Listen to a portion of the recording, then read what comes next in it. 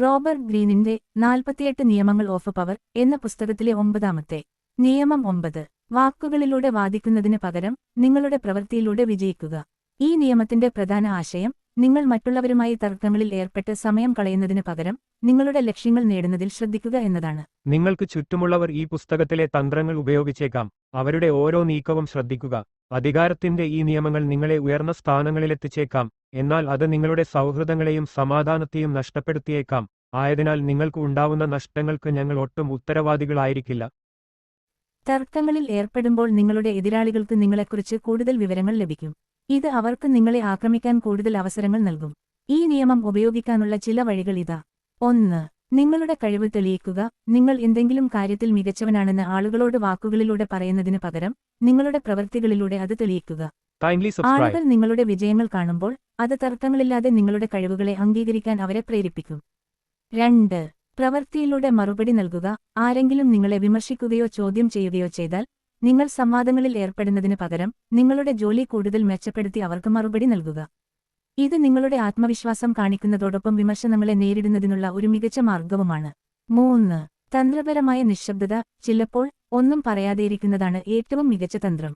ഇത് നിങ്ങളുടെ എതിരാളിയെ ആശയക്കുഴപ്പത്തിലാക്കുകയും അവർക്ക് നിങ്ങളെക്കുറിച്ച് കൂടുതൽ വിവരങ്ങൾ ലഭിക്കുന്നത് തടയുകയും ചെയ്യും. ചുരുക്കത്തിൽ 9-ാമത്തെ നിയമം സംസാരിക്കുന്നതിന് പകരം പ്രവർത്തിക്കാൻ നിങ്ങളെ പഠിപ്പിക്കുന്നു. നിങ്ങളുടെ വാക്കുകളേക്കാൾ നിങ്ങളുടെ പ്രവൃത്തികൾ കൂടുതൽ ശക്തമായി സംസാരിക്കും. കൂടുതൽ എളുപ്പത്തിൽ മനസ്സിലാക്കാൻ സഹായിക്കുന്ന ചരിത്രപരവും സിനിമാപരവുമായ ഉദാഹരണങ്ങൾ. ചരിത്രപരമായ ഉദാഹരണങ്ങൾ. ഗാലലിയോ ഭൂമി സൂര്യനെ ചുറ്റുന്നു എന്ന് വാദിച്ച ഗലീലിയോയെ മതനേതാക്കൾ ചോദ്യം ചെയ്തു.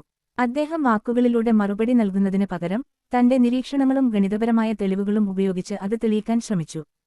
തർക്കങ്ങളിൽ ഏർപ്പെടുന്നതിന് പകരം തന്റെ ഗവേഷണങ്ങളിലൂടെ സത്യം ലോകത്തോട് പറയുകയാണ് അദ്ദേഹം ചെയ്തത്. മഹാത്മാഗാന്ധി ബ്രിട്ടീഷ് ഭരണത്തിനെതിരെ ഗാന്ധിജി അക്രമത്തിലൂന്നിയ സമരരീതികളോട് വിയോജിച്ച് പ്രവൃത്തിയിലൂടെയുള്ള പ്രതിഷേധമായ അഹിംസ എന്ന തന്ത്രം ഉപയോഗിച്ചു. അദ്ദേഹം വാക്കുകളിലൂടെ അധികാരികളോട് തർക്കിക്കുന്നതിന് പകരം നിസ്സഹകരണ പ്രസ്ഥാനം, ഉപ്പുസത്യാഗ്രഹം തുടങ്ങിയ സമരങ്ങളിലൂടെ തന്റെ നിലപാട് ലോകത്തെ അറിയിച്ചു. നെപ്പോളിയൻ ബോണാപാർട്ട് നെപ്പോളിയൻ വാക്കുകളിലൂടെ തന്റെ സൈനിക ശേഷി തെളിയിക്കാൻ ശ്രമിച്ചില്ല. പകരം ഓരോ യുദ്ധവിജയങ്ങളിലൂടെയും തന്റെ സൈനിക തന്ത്രങ്ങളെയും നേതൃപാടവത്തെയും ലോകത്തെ ബോധ്യപ്പെടുത്തി. ഈ വിജയങ്ങൾ അദ്ദേഹത്തിന്റെ അധികാരവും പ്രശസ്തിയും വർദ്ധിപ്പിച്ചു. സ്റ്റീവ് ജോബ്സ് ആപ്പിളിന്റെ ഉൽപ്പന്നങ്ങളെക്കുറിച്ച് സംസാരിക്കുന്നതിന് പകരം അത്ഭുതകരമായ ഉൽപ്പന്നങ്ങൾ പുറത്തിറക്കി വിജയം നേടി.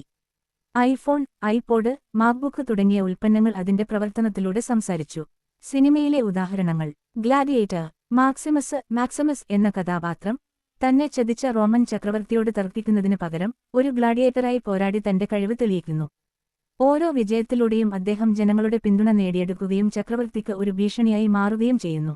ദ മാട്രിക്സ് നിയോ എന്ന കഥാപാത്രം താൻ തെരഞ്ഞെടുക്കപ്പെട്ടവനാണെന്ന് വാദിക്കുന്നതിന് പകരം തന്റെ കഴിവുകൾ പ്രവൃത്തിയിലൂടെ തെളിയിച്ച് മറ്റ് ആളുകളുടെ വിശ്വാസം നേടിയെടുക്കുന്നു. വണ്ടർ വുമൻ ഡൈന എന്ന കഥാപാത്രം പുരുഷാധിപത്യ സമൂഹത്തിൽ സ്ത്രീകളുടെ കഴിവുകളെക്കുറിച്ച് വാക്കുകളിലൂടെ വാദിക്കുന്നതിന് പകരം തന്റെ പോരാട്ടവീര്യത്തിലൂടെയും ധൈര്യത്തിലൂടെയും ലോകത്തെ മുഴുവൻ അത്ഭുതപ്പെടുത്തുന്നു. ബാറ്റ്മാൻ തന്റെ നഗരത്തിൽ നീതി നടപ്പാക്കുന്നതിന് വാക്കുകൾ ഉപയോഗിക്കുന്നില്ല. പകരം കുറ്റവാളികളെ പിടികൂടി ശിക്ഷിക്കുന്നതിലൂടെ തന്റെ ലക്ഷ്യം നിറവേറ്റുന്നു. റോക്കി ബാൽബോയ എന്ന കഥാപാത്രം തന്റെ എതിരാളിയോട് താൻ ഒരു മികച്ച ബോക്സിംഗ് താരമാണെന്ന് പറയുന്നതിന് പകരം റിങ്ങിൽ പോരാടി അത് തെളിയിക്കുന്നു. ദ ലയൺ കിങ് സിംഹക്കുട്ടിയായ സിംബ തന്റെ അങ്കിളായ സ്കാറിനോട് രാജാവായി ഭരിക്കാൻ തനിക്ക് അവകാശമുണ്ടെന്ന് വാദിക്കുന്നതിന് പകരം